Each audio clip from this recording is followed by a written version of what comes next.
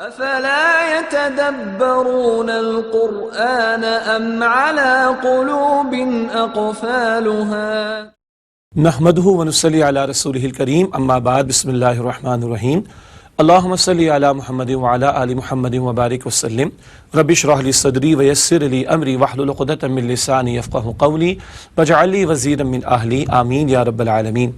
ناظرین کرام السلام علیکم ورحمۃ اللہ وبرکاتہ۔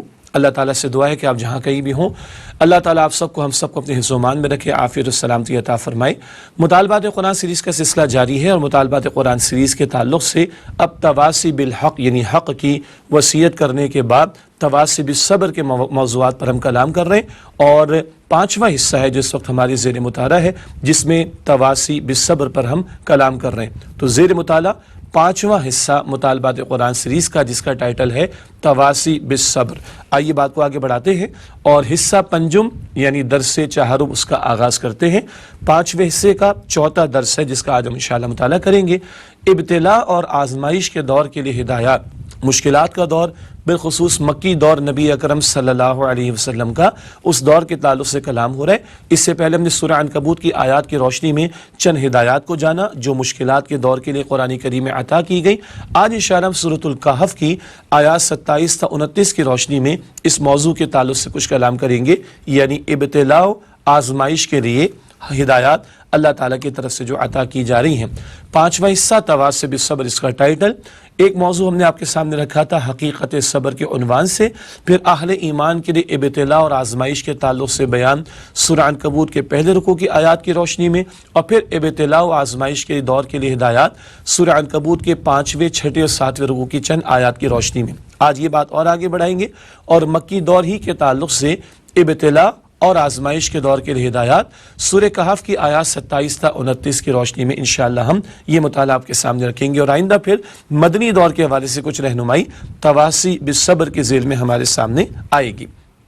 آئیے آج کے درس کے باقاعدہ آغاز کے لیے یہ آیت کریمہ جو آپ اسکرین پر دیکھ رہے ہیں اس کی ہم تلاوت کر لیتے ہیں۔ سورہ کہف کا مطالعہ کرتے ہوئے آیت نمبر 27 اور 28 کی تلاوت۔ اعوذ باللہ من الشیطان الرجیم، بسم اللہ الرحمن الرحیم۔ وَاتْلُ مَا أُوحِيَ إِلَيْكَ مِنْ كِتَابِ رَبِّكَ لَا مُبَدِّلَ لِكَلِمَاتِهِ وَلَن تَجِدَ مِنْ دُونِهِ مُلْتَحَدًا وَاصْبِرْ نَفْسَكَ مَعَ الَّذِينَ يَدْعُونَ رَبَّهُمْ بِالْغَدَاةِ وَالْعَشِيِّ يُرِيدُونَ وَجْهَهُ وَلَا تَعْدُ عَيْنَاكَ عَنْهُمْ تريد زینت الحیات الدنیا ولا تطع من اغفلنا قلبه عن ذکرنا واتبع هواه وكان امره فرطا۔ یہ سورہ کہف کی 2 آیات کی تلاوت، آگے انشاءاللہ ترجمہ اور تشریح آپ کے سامنے رکھیں گے۔ آیات کی تلاوت کے بعد ناظرین کرام آگے بڑھتے ہیں اور ہمیشہ کی طرح پہلے تمہیدی نکات کو جانتے ہیں۔ البتہ آج جو تمہیدی نکات ہیں اس کے تعلق سے ذہن میں رکھیے کہ سیرت النبی صلی اللہ علیہ وآلہ وسلم کا مطالعہ بھی بہت اہم ہے۔ یہ بات ہم نے پہلے رکھی تھی، جب یہ 5ویں حصے کا مطالعہ کریں گے تو سیرت النبی صلی اللہ علیہ وسلم کے تعلق سے بھی کچھ کلام انشاءاللہ تعالی ہمارے سامنے آئے گا۔ آئیے آج کے درس کے تمہیدی نکات سورہ کہف کی 3 آیات کا مطالعہ کر رہے ہیں۔ 5 نبوی میں سورہ کہف کا نزول ہے، یعنی آغاز وحی کا 5واں برس۔ اسی دور میں سورہ عنکبوت کا نزول جس کے چند مقامات کا پہلے مطالعہ کر چکے، اور اسی 5 نبوی کے دور میں سورہ کہف کا نزول ہو رہا ہے اور اس میں مشکلات کے دور کے لیے رہنمائی آ رہی۔ یہ بات بھی ہم جانتے ہیں کہ جمعے کے دن نبی اکرم صلی اللہ علیہ وسلم نے ہمیں سورۃ الکہف کی تلاوت کی تلقین فرمائی۔ اللہ تعالیٰ مجھے اور آپ کو اس کا اہتمام کرنے کی توفیق عطا فرمائے۔ آج کے درس کے تعلق سے چند تمہیدی نکات۔ خطاب کا رخ سرداران قریش کی طرف، وہ سرداران قریش جو دعوت حق میں رکاوٹیں ڈال رہے تھے، نبی اکرم صلی اللہ علیہ وسلم کی مخالفت کر رہے تھے اور مختلف انداز اختیار کر کے دعوت حق کو، دعوت توحید کو روکنے کی کوشش کر رہے تھے۔ اس مقام پر جن آیات کا مطالعہ کر رہے ہیں سورہ کہف کی 3 آیات، خطاب کا رخ سرداران قریش کی طرف۔ دوسری بات، سودے بازی کی اس پیشکش کا جواب جو سرداران قریش نبی کریم صلی اللہ علیہ وسلم کے سامنے رکھ رہے تھے۔ ایک طرف سرداران قریش نے ظلم اور تشدد کی روش کو بھی اختیار کیا۔ حضرت بلال رضی اللہ تعالیٰ عنہ، حضرت خباب رضی اللہ تعالیٰ عنہ، اسی طرح حضرت یاسر رضی اللہ تعالیٰ عنہ، حضرت سمیہ رضی اللہ تعالیٰ عنہ، ان تمام لوگوں کو جو ظلم و ستم کے پہاڑ توڑے گئے، سیرت کی کتابوں میں مطالعہ کرتے ہیں، مگر دعوت تو نہیں رک رہی، تو اب اور انداز سے، شوگر کوٹڈ انداز میں، گیو اینڈ ٹیک کے انداز میں کچھ پیشکشیں کر کے، کچھ لو اور دو کی بنیاد پر کچھ معاملہ کر لیا جائے، یہ روش سودے بازی کی پیشکش کی سرداران قریش رکھ رہے تھے نبی اکرم صلی اللہ علیہ وسلم کے سامنے۔ مخالفین نے 3 حربے اختیار کیے، طنز اور تشدد، یعنی کریکٹر اسیسینیشن کرنا، الزام تراشی کرنا، بری باتیں کرنا اور کامنٹس پاس کرنا اور ٹونٹنگ کرنا، یہ سارے انداز اختیار کر کے ایک داعی حق کی کردار کشی کی جاتی ہے، کریکٹر اسیسینیشن کی جاتی ہے، تاکہ وہ مایوس اور بددل ہو کر حق کی دعوت سے رک جائے۔ غور کیجئے گا، نبی اکرم علیہ السلام کی سیرت کے بیان کے ذیل میں داعیان حق کے لیے جو امت نے آج دین کی دعوت پیش کرنی ہے، یہ رہنمائی آ رہی ہے۔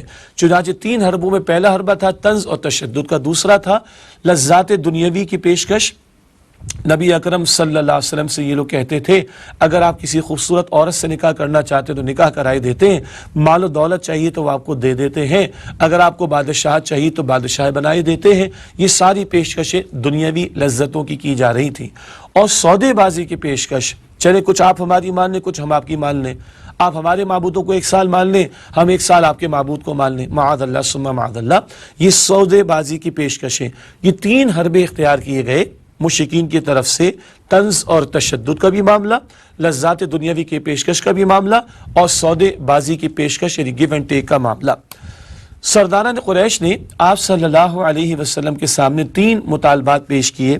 3 مطالبات کیا تھے؟ نمبر 1، نبی اکرم صلی اللہ علیہ وسلم ایمان لانے والے غربا اور غلاموں کو اپنے پاس سے دور کریں۔ یہ بڑے سردار اپنی دولت پر گھمنڈ کرتے تھے، تکبر کرتے تھے، کہتے تھے ہم اگر آپ کی مجلس میں آئیں اور آپ بلانا چاہتے ہیں تو ذرا غلاموں کو دور کریں، یہ غریبوں کو دور کریں، یہ تو ہمارے پروٹوکول کے خلاف ہے۔ یہ تو آج ہمارے معاشرے کا بھی مسئلہ ہے نا، پروٹوکول آڑے آ جاتے ہیں جی، یہ طبقاتی کشمکش کے نتیجے میں ڈیفرینسیشن کرنا اور امتیاز برتنا یہ سامنے آ جاتا ہے، تو کہتے اپنے غلاموں کو، یہ غربا کو دور کریں تو ہم آپ کی بات سنیں گے، یہ تقاضا کرتے تھے۔ نمبر 2، قرآن حکیم میں قریش کی خواہشات کے مطابق ترامیم کر لیں۔ آپ جو قرآن پاک پیش کر رہے ہیں وہ تو توحید کی دعوت دیتا ہے، وہ شرک کی نفی کرتا ہے، ہمارے آباء و اجداد کے دین کی جو غلط باتیں ہیں جو ہم اختیار کیے بیٹھے تھے اس کا رد کرتا ہے، تو ذرا کچھ ترامیم کر لیں، کچھ ذرا ہمارے مطلب کی بات اس کے اندر آ جائے تو ہم آپ کی بات کو مان لیں۔ تیسرا مطالبہ، 1 سال تک آپ صلی اللہ علیہ وسلم قریش کے معبودوں کی عبادت کریں، تو پھر 1 سال قریش صرف اور صرف اللہ کی عبادت کریں گے۔ یہ ہے جو مختلف انداز انہوں نے اختیار کیے سودے بازی کے لیے اور گیو اینڈ ٹیک کی پیشکشیں کرنے کے لیے، اور یہ 3 مطالبات انہوں نے نبی صلی اللہ علیہ وسلم کے سامنے رکھے۔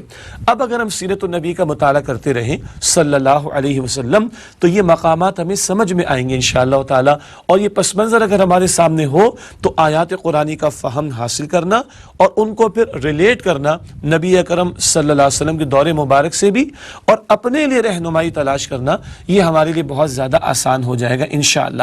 یہ ہے تمہیدی نکات، جہاں سرداران قریش کی طرف سے سودے بازی کی پیشکشیں آ رہی اور ان کی طرف سے مطالبات آ رہے، اور اب اللہ تعالیٰ کی طرف سے 2 ٹوک انداز میں ان کے لیے کلام عطا ہو رہا ہے۔ اب آئیے آج کا باقاعدہ مطالعہ آگے بڑھائیں۔ سورہ الکہف کی آیت نمبر 27 کا ترجمہ، وَاتْلُ مَا أُوحِيَ إِلَيْكَ مِن كِتَابِ رَبِّكَ، اور اے نبی صلی اللہ علیہ وآلہ وسلم تلاوت کرتے رہیے اس کلام کی جو وحی کیا گیا ہے آپ صلی اللہ علیہ وآلہ وسلم کی طرف، آپ صلی اللہ علیہ وسلم کے رب کی کتاب میں سے، لا مبدل لکلماتہ، اس کی باتوں کا بدلنے والا کوئی نہیں، ولن تجد من دونہ ملتحدا، اور آپ صلی اللہ علیہ وآلہ وسلم اس کے سوا اپنے لیے کوئی اور پناہ گاہ نہ پائیں گے۔ یہ سورہ کہف کی آیت نمبر 27 کا ترجمہ، میں ترجمہ ایک مرتبہ پھر آپ کے سامنے رکھتا ہوں تاکہ جو تمہیدی نکات ہم نے سمجھے وہ فوراً ذہن نشین ہوں گے تو ریلیٹ کرنا آسان ہوگا۔ اے نبی صلی اللہ علیہ وسلم تلاوت کرتے رہیے اس کلام کی جو وحی کیا گیا آپ کی طرف آپ کے رب کی کتاب میں سے، اس کی باتوں کا بدلنے والا کوئی نہیں، اور آپ اس کے سوا اپنے لیے کوئی اور پناہ گاہ نہ پائیں گے۔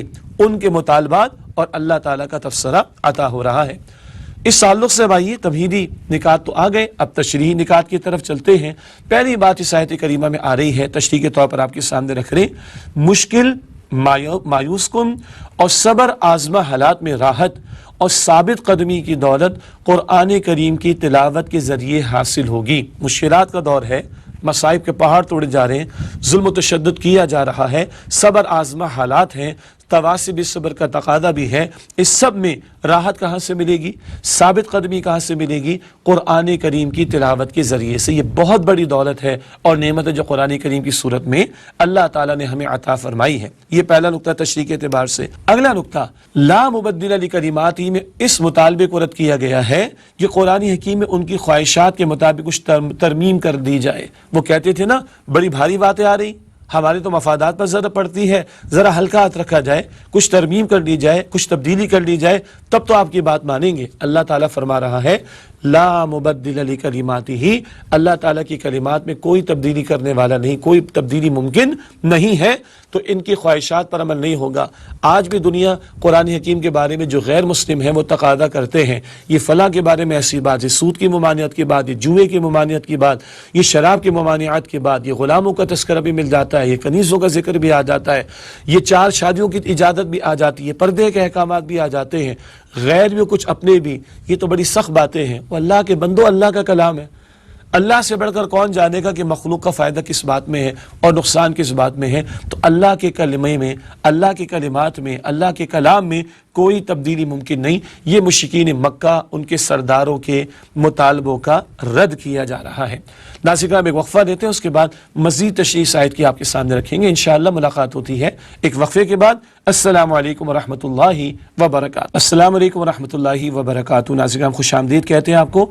سورۃ الکہف کی آیت نمبر 27 کا مطالعہ ہم کر رہے ہیں۔ بہت اہم ہدایات آئیں۔ پہلی بات، قرآن پاک کی تلاوت مشکلات کے دور میں اس سے راحت ملے گی، ثابت قدمی کی دولت نصیب ہوگی، صبر کرنا آسان ہوگا۔ دوسری ہدایت، وہ جو تقاضا کر رہے تھے مشرکین مکہ کہ ذرا بدل دیں، قرآن میں کچھ تبدیلی کر دیں، آج بھی لوگ تقاضا کرتے ہیں، لا مبدل لکلماتہ، فرما دیا گیا اللہ کے کلمات میں کوئی تبدیلی کرنا ممکن نہیں ہے، کوئی تمہارے مطالبات تسلیم نہیں کیے جائیں گے، اس قرآن کو مانو، اس پر عمل کرو، اسی میں تمہارے لیے خیر اور نجات ہے۔ ایک اور اہم ہدایت سورہ کہف کی آیت نمبر 27 کے آخر میں آئی، وَلَن تَجِدَ مِن دُونِهِ مُلْتَحَدًا، اس سے مراد پناہ اور نصرت و تائید تو بس اللہ ہی کے ہاں ملے گی۔ اے نبی علیہ السلام، آپ کے لیے اللہ کے ہاں پناہ ہے، اس کے سوا کہیں اور نہیں۔ یاد رکھیے گا، یہ خطاب حضور سے ہے صلی اللہ علیہ وسلم، البتہ تعلیم امت کو عطا ہو رہی۔ امت بھی مشکلات کے دور میں پریشان نہ ہو، اللہ پر توکل کرے، اللہ پر اعتماد رکھے، اللہ پر توجہ کرے، اللہ سے لو لگائے، اللہ سے تعلق مضبوط کرے، اللہ کے قرآن کو تھامے، اللہ کی رسی قرآن کو تھامے، تو اللہ تعالیٰ کی نصرت میسر آئے گی۔ اور مشرکین کو بھی بتایا جا رہا ہے تمہاری بات قبول نہیں کی جائے گی، تمہارے مطالبات قبول نہیں کیے جائیں گے۔ محمد مصطفیٰ صلی اللہ علیہ وسلم اور ان کے صحابہ رضی اللہ تعالی عنہم اجمعین، ان کا اعتماد اللہ تعالیٰ پر ہے، وہ ان کی بات مانیں گے، اللہ تعالیٰ کی بات کو مانیں گے، تمہارے تقاضوں کو، تمہارے مطالبات کو قبول نہیں کیا جائے گا۔ یہ 3 بڑی اہم ہدایات سورہ کہف کی آیت نمبر 27 کے ذیل میں، قرآن پاک کی تلاوت سے سہارا حاصل کرنا، نمبر 2، قرآن کریم کے احکام میں کوئی تبدیلی ممکن نہیں، تمہاری خواہشات کے مطابق کوئی تبدیلی نہیں کی جائے گی، اور نمبر 3، پناہ اگر ملے گی تو اللہ تعالیٰ ہی کے ہاں ملے گی۔ نہ کہیں جہاں میں اما ملی، جو اما ملی تو کہاں ملی، میرے جرم خانہ خراب کو تیرے عفو بندہ نواز میں۔ بات آگے بڑھاتے ہیں، اگلی آیت سورہ کہف کی آیت نمبر 28، ارشاد ہوا، وَاصْبِرْ نَفْسَكَ مَعَ الَّذِينَ يَدْعُونَ رَبَّهُمْ بِالْغَدَاةِ وَالْعَشِيِّ، اور روکے رکھیے اپنے آپ کو ان لوگوں کے ساتھ جو پکارتے ہیں اپنے رب کو صبح و شام، یریدون وجہہ، جو اس کی رضا کے طلبگار ہیں، وَلَا تَعْدُ عَيْنَاكَ عَنْهُمْ، اور آپ صلی اللہ علیہ وآلہ وسلم کی نگاہیں ان سے نہ ہٹیں، ترید زینت الحیات الدنیا، کیا آپ دنیاوی زندگی کی زینت کے طالب ہیں، وَلَا تُطِعْ مَنْ أَغْفَلْنَا قَلْبَهُ عَنْ ذِكْرِنَا، اور مت کہنا مانیے اس کا جس کے دل کو ہم نے اپنی یاد سے غافل کر دیا ہے، وَاتَّبَعَ هَوَاهُ، اور جو پیروی کر رہا ہے اپنی خواہش نفس کی، وَكَانَ أَمْرُهُ فُرُطًا، اور اس کا معاملہ حدود سے تجاوز پر مبنی ہے۔ یہ آیت نمبر 28 کا ترجمہ ایک بات پھر وضاحت میں کر دوں، خطاب نبی اکرم علیہ السلام سے ہے، البتہ امت کو تعلیم عطا کی جا رہی ہے، اور ایسے مقامات پر ہمارے مترجمین جنہوں نے ترجمہ کیا قرآن حکیم کا وہ یہ انداز بھی اختیار کرتے ہیں کہ اے مخاطب ان کی بات نہ ماننا جس کے دل کو ہم نے اپنی یاد سے غافل کر دیا اور جو پیروی کر رہا ہے اپنی خواہش نفس کی، اے مخاطب تمہاری نگاہیں بھی نہ ہٹیں۔ یہ عموم کا انداز بھی اختیار کیا جاتا ہے، کیوں؟ خطاب اللہ کے پیغمبر سے ہے صلی اللہ علیہ وسلم، مگر امت کو تعلیم عطا کی جا رہی ہے تو ترجمے کا یہ انداز عموم کا بھی اختیار کیا جاتا ہے۔ تشریح کی طرف چلتے ہیں اس آیت کریمہ کی۔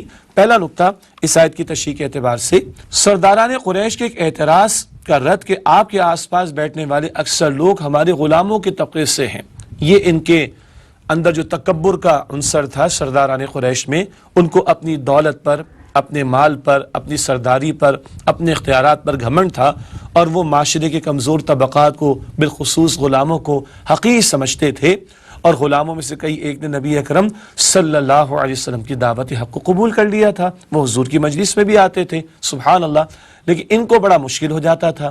یہ کہتے تھے ان غلاموں کو ہٹائیں، ان غریبوں کو ہٹائیں تو ہم آپ کی بات کو مانیں گے۔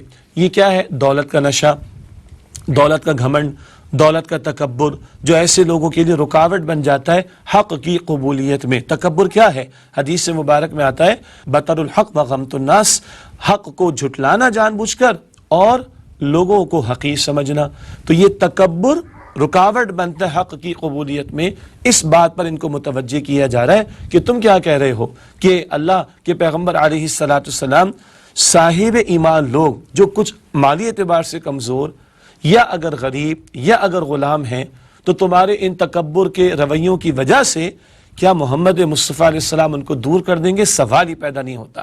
اب یہ جو تکبر کر رہے تھے تو گویا کہ غلاموں کا، مالی اعتبار سے کمزور ایمان والوں کا مذاق اڑا رہے تھے۔ اب ان ایمان والوں کی دلجوئی کیسے اللہ تعالیٰ فرما رہے؟ اللہ اپنے نبی علیہ السلام کو تعلیم عطا فرما رہے، آپ اپنے آپ کو ان کے ساتھ روکے رکھیے اور آپ کی نگاہیں بھی ان کی طرف سے نہ ہٹیں۔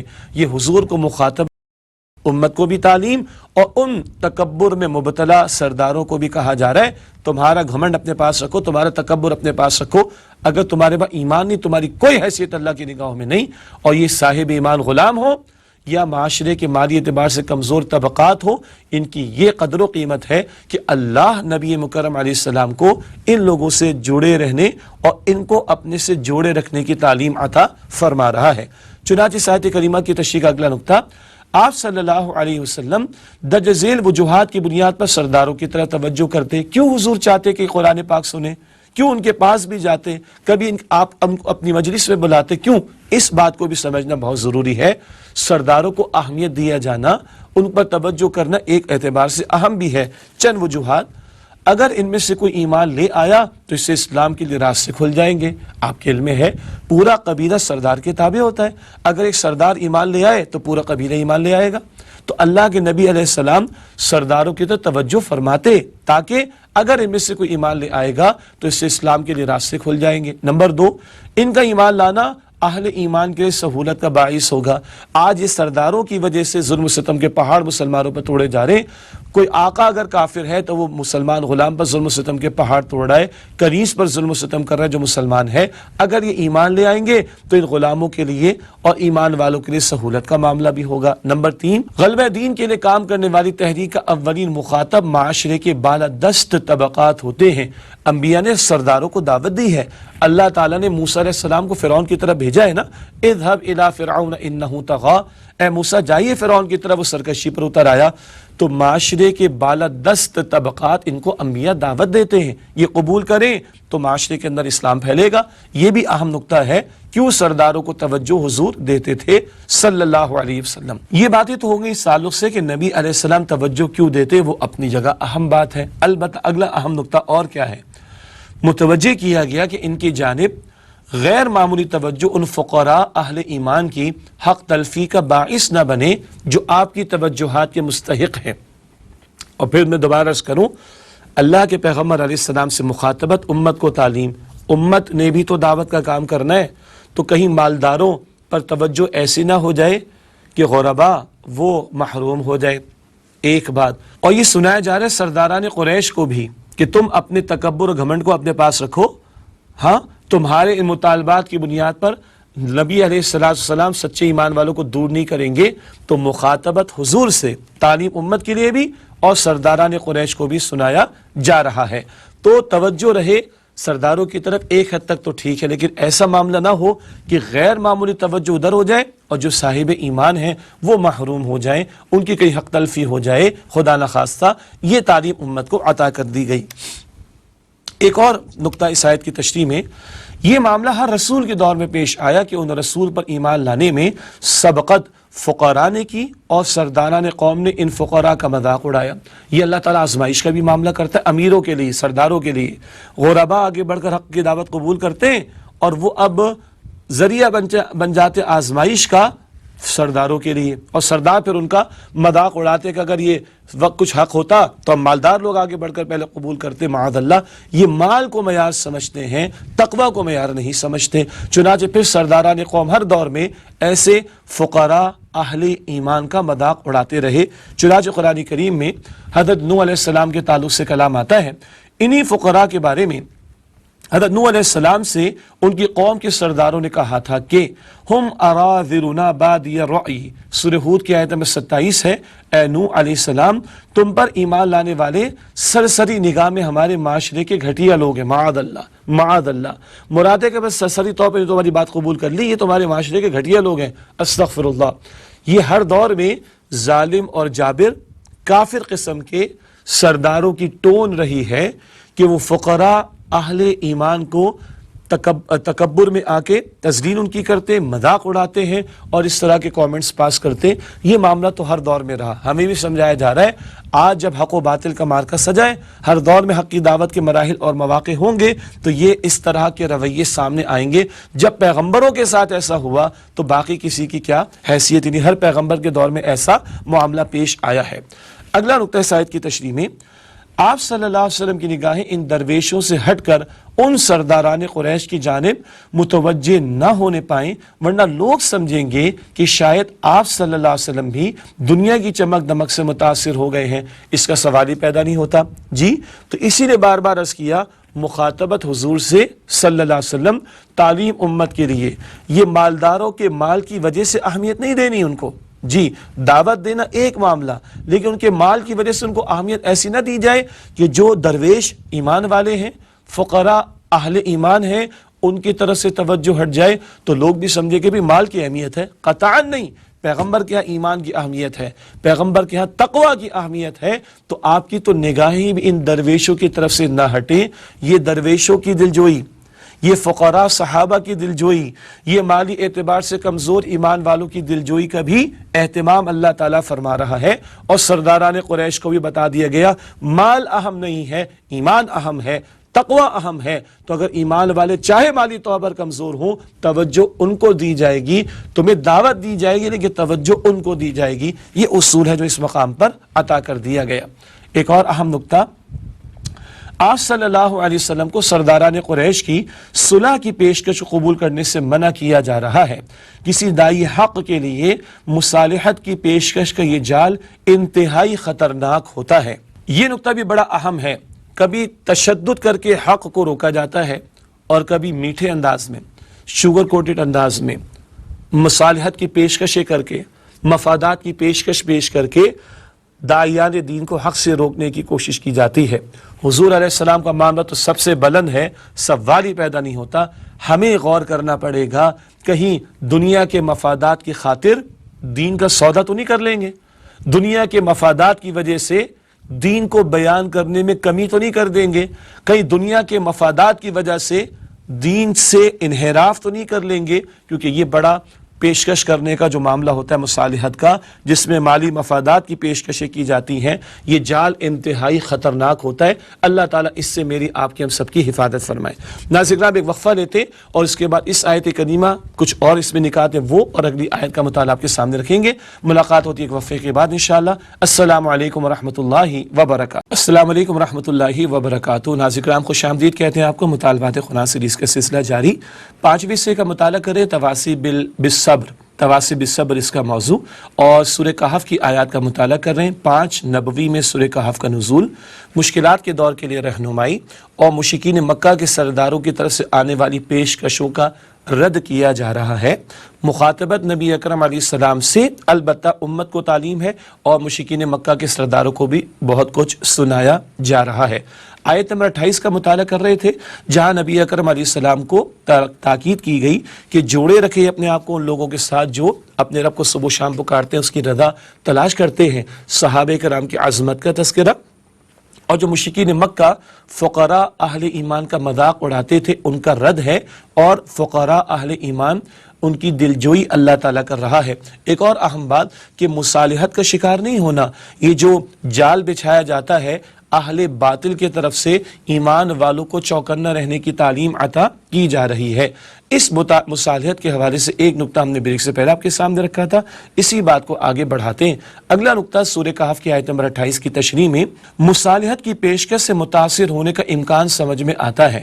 مکہ میں پورے 10 سال آپ صلی اللہ علیہ وسلم اور صحابہ کرام رضی اللہ عنہم اجمعین نے طنز کے تیر اور تشدد کے وار برداشت کیے تھے۔ خود نبی مکرم علیہ السلام کی شان اقدس میں گستاخیاں کرتے تھے مشرکین، صحابہ کرام پر تشدد کیا گیا، حضرت یاسر شہید ہوئے رضی اللہ عنہ، حضرت سمیہ شہید کی گئی رضی اللہ تعالیٰ عنہ، غلاموں و ظلم و ستم کے پہاڑ توڑے گئے۔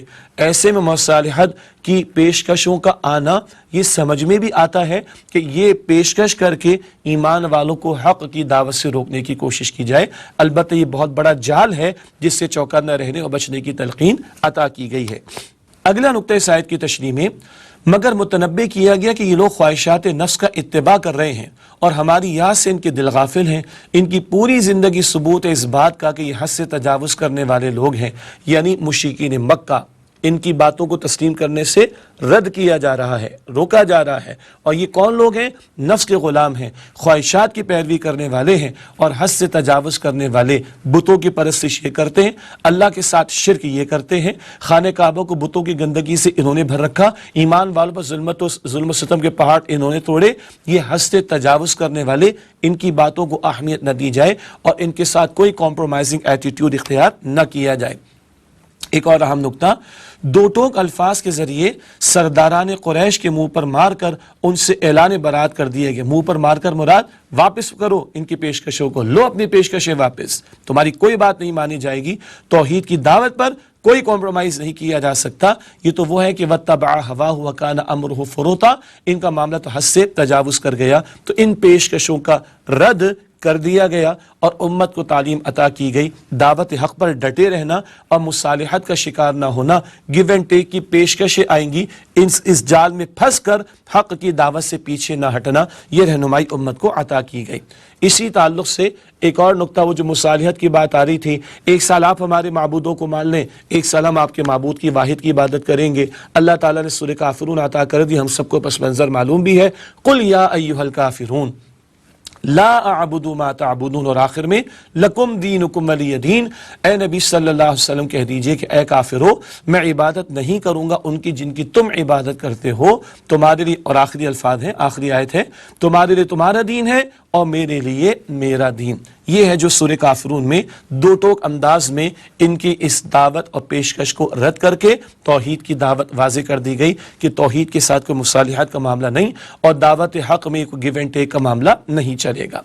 اگلی آیت ہے آج کے درس کی سورہ کہف کی آیت نمبر 29، ارشاد ہوا وَقُلِ الْحَقُّ مِن رَبِّكُمْ، اور اے نبی صلی اللہ علیہ وسلم کہہ دیجئے کہ یہ سراسر حق ہے تمہارے رب کی طرف سے، فَمَا شَاءَ فَلْيُؤْمِنْ وَمَنْ شَاءَ فَلْيَكْفُرْ، تو جو چاہے ایمان لائے اور جو چاہے کفر کرے، اِنَّا أَعْتَدْنَا لِلظَّالِمِينَ نَارًا أَحَاطَ بِهِمْ سُرَادِقُهَا، ہم نے تیار کی ہے ان ظالموں کے لیے ایک بڑی آگ جس کی قناتیں انہیں گھیر لیں گی، وَإِن يَسْتَغِيثُوا، اور اگر یہ فریاد کریں گے، یغاث بماء کالمہل یشوی الوجوہ، تو ان کی فریاد رسی ایسے پانی سے کی جائے گی جو کھولتے ہوئے تانبی کی مانند ہوگا، جو جھلس کر رکھ دے گا ان کے چہروں کو، بئس الشراب، بہت ہی بری ہوگی وہ پینے کی چیز، وساءت مرتفقا، اور بہت ہی برا ہوگا وہ انجام جس سے وہ دوچار ہوں گے۔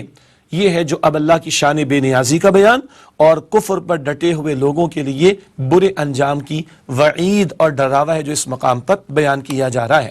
آئیے سورہ کہف کی آیت نمبر 29 کی تشریح کا مطالعہ شروع کرتے ہیں۔ پہلا نقطہ، اس بات کی تلقین کہ دعوت کا وقار مجروح نہ ہو، لوگ اس مغالطے میں مبتلا نہ ہو کہ داعی کی کوئی ذاتی غرض اس دعوت کے ساتھ وابستہ ہے۔ قطعا نہیں، داعی تو اللہ کی طرف بلائے گا نا۔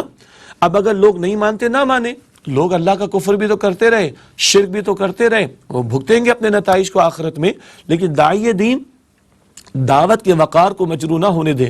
لوگ نہیں ماننا چاہتے، نہ مانے، ان کا چوائس ہے، لیکن کوئی کمپرومائزنگ ایٹیٹیوڈ، کوئی مصالحت کا شکار ہو جانا، کوئی دعوت کے بیان میں جھول آ جائے، کوئی دعوت کے پیش کرنے میں کمی آ جائے، کوئی دب کر معاملہ ہو، کوئی پیچھے ہٹ جانے کا معاملہ ہو، دائیں بائیں ہو جانے کا معاملہ ہو، قطعا نہیں، دعوت کا وقار مجروح نہ ہو۔ اور دائی واضح طور پر دو ٹوک انداز میں کہ بھئی حق اللہ کی طرف سے، جو چاہے مانے، جو چاہے کفر کرے، میرا کوئی ذاتی مالی معاملہ تو وابستہ نہیں، میرے کو وفادات اور ذاتی غرض سے وابستہ نہیں۔ یہ ہے داعی کا باوقار رویہ، اور دعوت کا عمل مجروح نہ ہو۔ اس کے حوالے سے بڑی اہم بات، حق تو آگے رب کی طرف سے، جو چاہے ایمان لائے، جو چاہے کفر کرے، نہ ماننے والوں کا اپنا چوائس ہوگا۔ غیظ و غضب کے انداز میں کفار کے انجام کا ذکر، جہنم کی آگ، اس کی قناعت ان کے لیے تیار ہیں، کھولتا پانی دیا جائے گا جو چہرے کو جھلس کر رکھ دے گا، بہت ہی برا مشروب ہے اور بہت ہی برا وہ ٹھکانہ ہے جہنم۔ اللہ تعالی ہم سب کو جہنم کے عذاب سے بچائے۔ نہیں مانتے، نہ مانو، تمہارا انجام کل جہنم کے اندر ہوگا۔ یہ دو ٹوک انداز میں کفار کا انجام بیان کر دیا گیا۔ ناظرین کرام، یہ 3 آیات کا تو مطالعہ مکمل ہوا، لیکن اب ایک بڑا اہم نقطہ اس مقام پر ہے۔ وجہ اس کی یہ ہے کہ آگے ہجرت کا مرحلہ ہم آپ کے سامنے مختصر بیان کر رہے ہیں۔ اب تک ہم نے جو دروس 5ویں حصے میں مطالعے میں ہم نے کوشش کی لانے کی، آپ نے دیکھا سورہ عنکبوت کی آیات کا بیان، پھر سورہ کہف کی آیات کا بیان، یہ مکی صورتیں ہیں۔ البتہ صبر کے معاملات مدنی دور میں بھی آئے، مدنی دور میں بھی صبر کے نئے مراحل آئیں گے۔ اس دوران میں مکی دور اور مدنی دور کے درمیان میں ہجرت کا معاملہ ہے۔ آئیے ہجرت کا مختصر ذکر کر لیں تاکہ آئندہ جب ہم بیان کریں گے آپ کے سامنے اگلے اسباق تو وہ مدنی صورتوں سے متعلق ہوں گے۔ مدنی صورتوں میں صبر کے نئے مراحل بھی، قتال کا مرحلہ بھی، اور بھی غزوات کا بیان بھی آئے گا انشاءاللہ۔ تو یہ لنک مکی دور اور مدنی دور کے درمیان میں ہجرت کا مرحلہ، آئیے اس کو بھی تھوڑا سا ہم مختصر الفاظ میں سمجھ لیتے ہیں۔ قریش کو سودے بازی کی پیشکش کے جواب میں جب صاف کھرا جواب دے دیا گیا تو ان کی طرف سے آپ صلی اللہ علیہ وسلم کے خلاف فیصلہ کن اقدام کرنے کی سازشیں شروع ہو گئیں۔ صحابہ کرام رضی اللہ تعالی عنہ اجمعین پر تو ظلم و تشدد کے پہاڑ توڑے جا رہے تھے، زندگی اجیرن کی جا رہی تھی۔ اب جو نبی اکرم علیہ السلام کا معاملہ، آپ تو خود داعی اول ہیں، اللہ کے رسول بھی ہیں، اس جماعت کے امیر بھی ہیں، خود حضور کے خلاف اب مشرکین کی طرف سے فیصلہ کن اقدامات کرنے کی سازشیں شروع ہو گئیں۔ چنانچہ قرآن پاک میں سورہ انفال آیت نمبر 30 میں تذکرہ آتا ہے، جب ہجرت کے موقع کے حوالے سے یہ بات ہم جانتے ہیں کہ قریش نے پلان کیا تھا معاذ اللہ آپ کو شہید کرنے کا۔ قرآن پاک ذکر کرتا ہے سورہ انفال کی آیت نمبر 30 میں، وَإِذْ يَمْكُرُ بِكَ الَّذِينَ كَفَرُوا لِيُثْبِتُوكَ أَوْ يَقْتُلُوكَ أَوْ يُخْرِجُوكَ وَيَمْكُرُونَ وَيَمْكُرُ اللَّهُ وَاللَّهُ خَيْرُ الْمَاكِرِينَ۔ ترجمہ ہے سورہ انفال کی آیت نمبر 30 کا۔ اور اے نبی صلی اللہ علیہ وسلم یاد کیجئے جب کافر لوگ آپ صلی اللہ علیہ وسلم کے بارے میں سازش کر رہے تھے کہ آپ صلی اللہ علیہ وسلم کو قید کر دیں یا جان سے مار ڈالیں یا مکہ سے جلا وطن کر دیں، تو وہ سازش کر رہے تھے اور اللہ اپنی تدبیر فرما رہا تھا، اور اللہ سب سے بہتر تدبیر فرمانے والا ہے۔ معاذ اللہ یہ سازش ان کی تھی، آپ کو شہید کرنے کی ناپاک سازش، اللہ نے ناکام فرمایا۔ اللہ کی تدبیر سب سے بہترین ہوتی ہے۔ لہذا اب اللہ سبحانہ وتعالیٰ نے نبی اکرم صلی اللہ علیہ وسلم کو مکہ سے مدینہ کی طرف ہجرت کا حکم دے دیا۔ پیغمبر کے لیے واضح حکم آتا ہے تب وہ اپنے علاقے کو چھوڑ کر جاتے۔ جب لوگ جان کے دشمن ہو رہے تو اللہ کے نبی علیہ السلام کو اللہ تعالیٰ کی طرف سے ہجرت کا حکم عطا ہوا۔ سن 11 نبوی میں مدینہ کے 16 افراد نبی اکرم علیہ السلام پر ایمان لے آتے ہیں۔ مدینہ ابھی اس کا نام یثرب ہے، اور ابھی وہاں سے 11 نبوی آغاز وحی کا 11واں سال 6 افراد آئے، نبی علیہ السلام پر ایمان لے آتے ہیں۔ اگلا سال آتا ہے سن 12 نبوی صلی اللہ علیہ وسلم، اس میں 12 افراد مدینہ سے آ کر ایمان لے آئے، یعنی یثرب سے۔ نبی اکرم علیہ السلام نے ان سے بیعت لی، جسے بیعت عقبہ اولا کہا جاتا ہے۔ یہ عقبہ گھاٹیاں مینا کی، وہاں پر یہ بیعت کا معاملہ ہوا، اور حج کے موقع پر لوگ آیا کرتے تھے، مینا میں قیام کرتے تھے۔ تو 12 نبوی میں 12 افراد آئے ہیں اور نبی علیہ السلام نے ان سے بیعت لی ہے، انہوں نے اسلام قبول کیا۔ اس کو بیعت عقبہ اولا یعنی پہلی بیعت کہا جاتا ہے۔ اس کے بعد اگلا سال آئے گا، اور اس سے قبل ایک بڑا اہم معاملہ ان 12 افراد کی درخواست پر حضرت مصعب بن عمیر رضی اللہ تعالی عنہ کو دعوت قرآنی کے لیے بھیجا نبی اکرم علیہ السلام نے. اب یہ مکہ مکرمہ میں ہے اور 12 نبوی کے حج کے موقع پر 12 افراد آئے, انہوں نے بیعت کی, اسلام لائے, اور ان کی درخواست پر نبی علیہ السلام نے دعوت قرآنی پیش کرنے کے لیے حضرت مصعب بن عمیر رضی اللہ تعالی عنہ کو یثرب روانہ کیا. اگلے سال سن 13 نبوی میں حج کے موقع پر 72 مرد اور 3 خواتین نے مدینہ سے آ کر اسلام قبول کرنے کی سعادت حاصل کی, اور یہ 75 افراد آئے ہیں. 1 سال کی دعوت قرآنی کی محنت مصعب بن عمیر رضی اللہ تعالیٰ عنہ کی, اور 75 افراد اگلے سال 13 نبوی میں آ کر ایمان قبول کر رہے ہیں. اس موقع پر ان سے جو بیعت لی اسے بیعت عقبہ ثانیہ کہا جاتا ہے.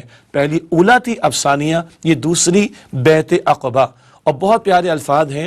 اور ایک جماعت جو کہ دینی جماعت ہو اور انقلابی جماعت ہو, اس کا نظم کیا ہوگا, اس کا ڈسپلن کیا ہوگا, یہ ساری باتیں ان الفاظ میں آ جاتی ہیں. الفاظ پر غور کیجئے گا. عن عبادہ بن صامت رضی اللہ تعالی عنہ قال بایعنا رسول اللہ صلی اللہ علیہ وسلم علی السمع والطاعة في العسر واليسر والمنشة والمكره وعلى أثرة علينا وعلى ألا ننازع الأمر أهله وعلى أن نقول بالحق أينما كنا لا نخاف في الله لومة لائم. صحیح بخاری شریف میں الفاظ ہیں. عبادہ بن صامت رضی اللہ تعالیٰ عنہ سے روایت کہ وہ کہتے ہیں کہ ہم نے اللہ کے رسول علیہ السلام سے بیعت کی, سننے اور اطاعت کرنے کی, مشکل اور آسانی میں, ہر موقع پر کوئی کیفیت ہو, مانیں گے, سنیں گے, اطاعت کریں گے. یہ جماعتی ڈسپلن کا بیان. سننے کی اور اطاعت کرنے کی مشکل اور آسانی میں, دینی آمادگی اور ناگواری میں, اور خواہ کسی کو ہم پر ترجیح دے دی جائے, اور یہ کہ ہم ذمہ دار حضرات سے نہیں جھگڑیں گے, اور یہ کہ ہم جہاں کہیں ہوں گے حق بات ضرور کہیں گے, اور اللہ کے معاملے میں کسی ملامت کرنے والے کی ملامت کا خوف نہ کریں گے. یہ بہت قیمتی الفاظ ہیں کسی دینی اجتماعیت کے ڈسپلن کے اعتبار سے, جو بیعت عقبہ ثانیہ کے الفاظ ہمارے سامنے آ گئے. بیعت عقبہ ثانیہ کے موقع پر اہل مدینہ نے, ابھی یثرب نام ہے, حضور تشریف لے جائیں گے, وہ مدینۃ النبی قرار پائے گا. اہل مدینہ نے آپ صلی اللہ علیہ وسلم کو دعوت دی کہ آپ صلی اللہ علیہ وسلم مدینہ آ جائیں, ہم آپ صلی اللہ علیہ وسلم کی اسی طرح حفاظت کریں گے جیسے اپنے اہل و عیال کی کرتے ہیں. یہ انہوں نے پیشکش کی ہے. اور پھر حضور علیہ السلام کی ہجرت کا معاملہ بھی آیا, اور پھر بنی اسرائیل کی آیت نمبر 80 میں ہجرت کا حکم ایک دعا کی صورت میں وارد ہوا. اللہ نے اجازت بھی دے دی, وَقُلْ رَبِّ أَدْخِلْنِي مُدْخَلَ صِدْقٍ وَأَخْرِجْنِي مُخْرَجَ صِدْقٍ وَاجْعَلْ لِي مِن لَّدُنكَ سُلْطَانًا نَصِيرًا. اور اے نبی صلی اللہ علیہ وسلم اپنے رب سے دعا کیجئے کہ اے میرے رب, مجھے داخل کر سچائی کا داخل کرنا, اور مجھے نکال سچائی کا نکالنا, اور میرے لیے خاص اپنے خزانے فضل سے وہ غلبہ قوت عطا فرما جو میری پشت پناہ بنے. غلبہ مانگا ہے. غلبہ کیوں مانگا؟ اللہ کے کلمے کی سربلندی کے لیے, اور اس دعا میں ہجرت کی طرف بھی اشارہ عطا ہو گیا. ناظرین کرام, آج ہم نے مکی دور کے اعتبار سے سورہ کہف کی 3 آیات کا مطالعہ اور اب ہجرت کا بیان آپ کے سامنے رکھا. آئندہ ہجرت کے بعد مدنی دور اور مدنی صورتوں کا تذکرہ آپ کے سامنے رکھیں گے. الحمدللہ مطالبات قرآن سیریز کے تعلق سے 5ویں حصے کا 4تھا درس ابتلاء و آزمائش کے دور کے لیے ہدایات, سورہ کہف کی آیات 27-29 کی روشنی میں مکمل ہوا. ناظرین کرام, اسی کے ساتھ اجازت چاہتے ہیں اور آئندہ انشاءاللہ اگلا درس آپ کی خدمت میں پیش کریں گے. اللہ تعالیٰ سے دعا ہے اللہ تعالیٰ ہمیں قرآن کریم کا فہم عطا فرمائے اور اس کے تقاضوں پر عمل کی توفیق عطا فرمائے. آمین یا رب العالمین. وآخر دعوانا ان الحمدللہ رب العالمین, والسلام علیکم ورحمۃ اللہ وبرکاتہ. أفلا يتدبرون القرآن أم على قلوب أقفالها